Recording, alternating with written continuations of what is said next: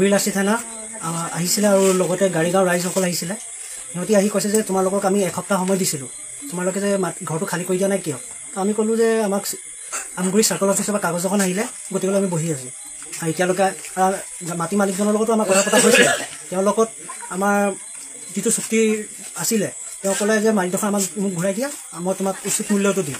তেওঁ একো ৰিপ্লাই নিদিলে, গতিকে আমিও এনেকৈ বহি আছিলোঁ। আজি হঠাতে বীৰলাচি থানা আৰু গাড়ীগাঁও ৰাইজসকল আহিলে, আহি আমাক কৈছে যে তোমালোকে মাটিডোখৰ কেলৈ খালী কৰি দিয়া নাই। তো তেনেকুৱাতে আমি ক'লোঁ যে আমিতো কোনো বাংলাদেশী নহয়, আমাৰতো সকলো নথি পত্ৰ আছে। আমাৰ দাদুসকলৰ মানে 1966 51 সকলো নথি পত্ৰ আছে। আনকি 2024লৈকে যিমান যি কাগজ আছিলে আটাইখিনি কাগজ আছে। আমাক কৈছে যে তোমালোকে মাটিডোখৰ খালী কৰি দিয়া। আমি ইণ্ডিয়ানে হয়, আমি অসমৰে হয়, আমি কেলৈ মাটিডোখৰ খালী কৰি দিম? আমি মাটিডোখৰ আমি কিনি লৈছিলোঁ, ম্যাদী পতা মাটি হয়। আৰু আমি এই মাটিডোখৰ আমি গাঁওবুঢ়াৰ পৰা লিখাত্য হিচাপে লৈছোঁ। গাঁওবুঢ়া সাক্ষী আছে, লগতে 3জন মানুহ সাক্ষী আছে। আনকি যিজনৰ মাটিহে সেইজন আমি লৈছিলোঁ 3 নম্বৰ মালিকৰ পৰা। তাৰপিছত কি হ'ল তোমালোকৰ?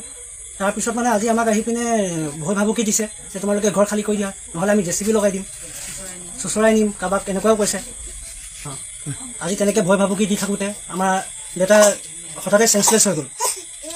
তাৰপিছত আমি এইবোৰ এৰি থৈ আমাৰ আবাক আমগুৰি হস্পিটেললৈ লৈ যাবলগীয়া ওলালে। এতিয়া আমি আহি পাইছোঁহে। ডক্টৰে কৈছে এইটো যদি বেছিকৈ হয় তেন্তে তোমালোকে GMCত ৰেফাৰ কৰি লিখা আছে মানে।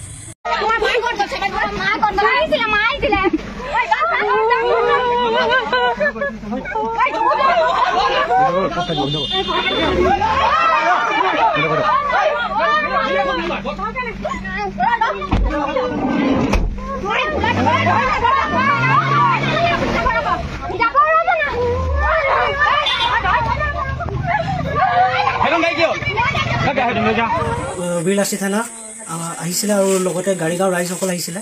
সিহঁতি আহি কৈছে যে তোমালোকক আমি এসপ্তাহ সময় দিছিলোঁ, তোমালোকে যে ঘৰটো খালী কৰি দিয়া নাই কিয়? আমি ক'লোঁ যে আমাক আমগুৰি চাৰ্কল অফিচৰ পৰা কাগজ এখন আহিলে, গতিকে আমি বহি আছোঁ। আৰু এতিয়ালৈকে মাটি মালিকজনৰ লগতো আমাৰ কথা পতা হৈছিলে। তেওঁৰ লগত আমাৰ যিটো চুক্তি আছিলে, তেওঁ ক'লে যে মাটিডোখৰ মোক ঘূৰাই দিয়া, মই তোমাক উচিত মূল্যটো দিম। তেওঁ একো ৰিপ্লাই নিদিলে, গতিকে আমিও এনেকৈ বহি আছিলোঁ। আজি হঠাতে বীৰলাচি থানা আৰু গাড়ীগাঁও ৰাইজসকল আহিলে, আহি আমাক কৈছে যে তোমালোকে মাটিডোখৰ কেলৈ খালী কৰি দিয়া নাই। তো তেনেকুৱাতে আমি ক'লোঁ যে